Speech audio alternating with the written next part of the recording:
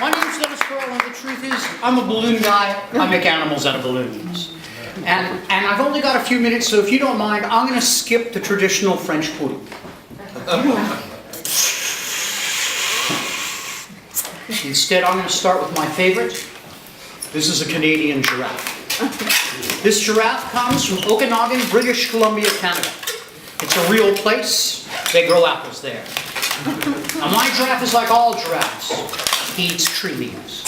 In Africa, they eat acacia trees. I know, I checked. But I said this guy comes from where they grow apples. Should be green, they grow Granny Smiths. Every now and then, besides the tree leaf, they eat the apple. It's just the giraffes hate to chew their food, so every now and then, they swallow the apple whole. Oh my God. This is actually okay. This is okay because giraffes are like cows and goats and lambs and llamas. They're ruminants. They have more than one stomach. They chew their cud, and though that may sound disgusting, it means if this guy had come from Okanagan, this would be a true story. Would you take that one?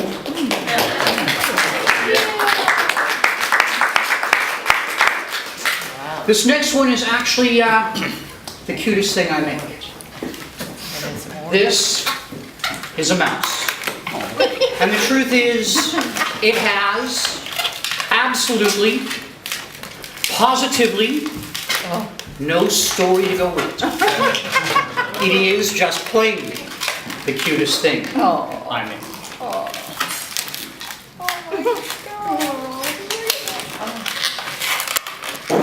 Oh, happy Buddha! Wow. Oh, So cute. Yeah. oh,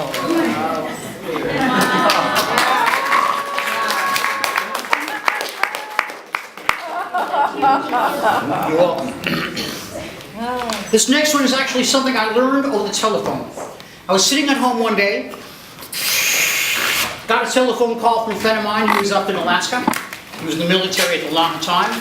Called me up, said, Dennis, I've got an animal I want you to learn. I said, John, since you're up there in Alaska, does that mean you're about to teach me an animal from the North Pole? He said, no, Dennis, I'm going to teach you an animal from the South Pole. Because that is where penguins come from.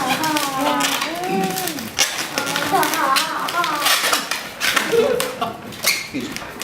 Excuse that.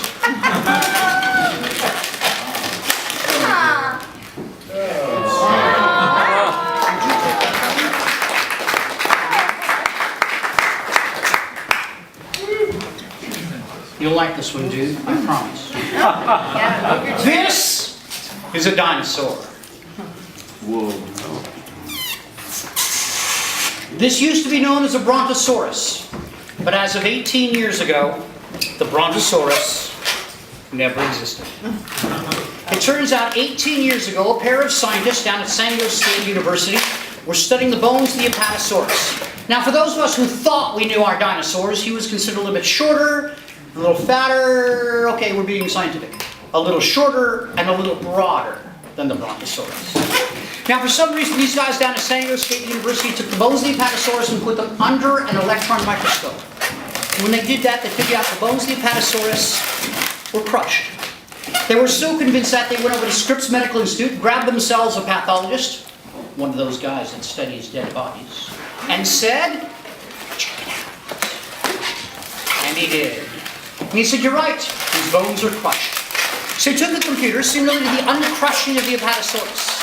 And when they did it, it got skinny enough and tall enough to be a Brontosaurus. And it was at that very moment the Brontosaurus ceased to have ever existed. It ceased to have ever existed because of one small rule of science, and many of you have heard that rule. That rule is, he who names it first, names it forever. And for those of you who don't think you've heard of that rule, how many of you are familiar with Halley's Comet? Halley's Comet's always Halley's Comet because Halley named it first. Though the truth is his name was Halley, who was a British dude. That's the right way to say his name. We just don't care because we're Americans. Well, it turns out at that very moment, since then ever, this was no longer a Brontosaurus, but an Apatosaurus from then and evermore.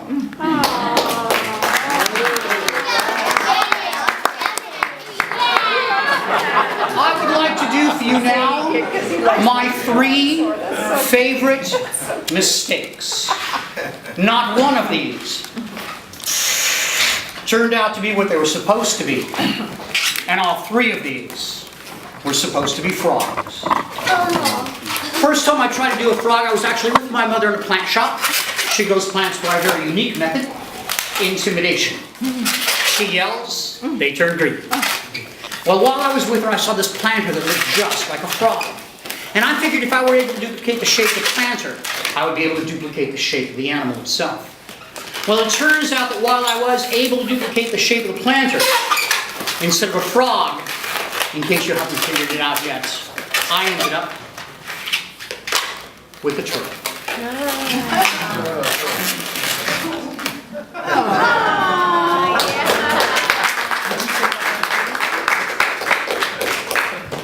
Second time I decided to work on a frog, instead of the rounded shape of that turtle, I decided to start with the head. And the truth is, the moment I got my head together, I realized once again, no frog. I was actually beginning to feel like a failure when I remembered that I'm a graduate of the California elementary school system, which teaches you are never a failure, just that you have to have a fresh perspective on things. And with that fresh perspective, I realized that somehow frogs, turtles, and this hippopotamus all had to be related.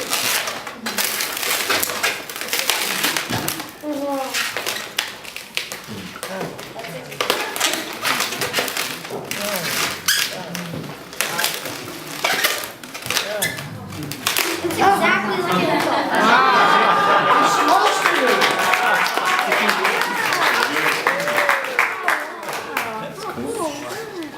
There are people out there who will tell you that the third time is the charm. I'm here to tell you that they're not always right.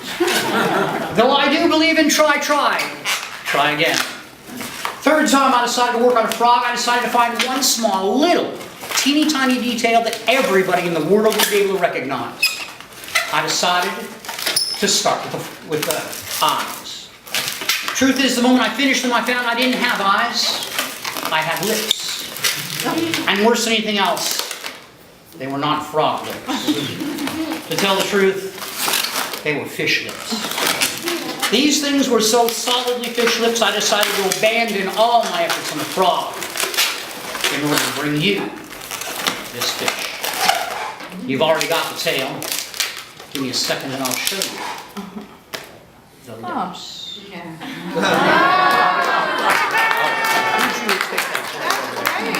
Take that away. Thank you. Well, I admit I do about 100 different animals, 108. Giant. Taught myself about 70 of them, traded for another 30, stole the remaining 8. This next one is one of the finest thefts I've ever made. This is a snail. Oh.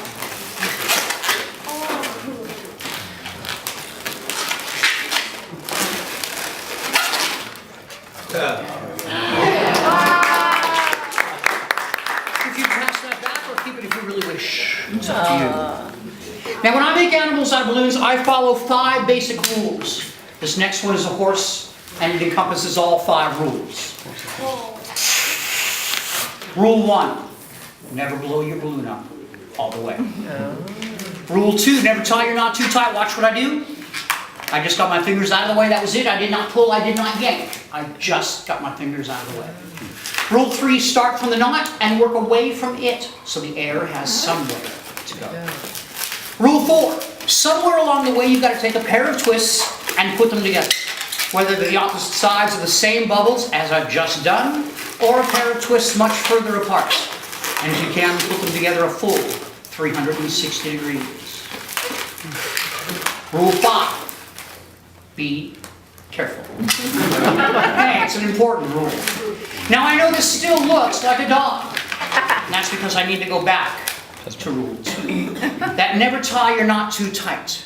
If you haven't, you can pinch there, slide the knot out, let a little air by, and you get the muzzle. Pass that one behind you, keep going until someone doesn't have a little muzzle. And if you guys don't mind, I thought I'd finish with something I learned from a friend of mine.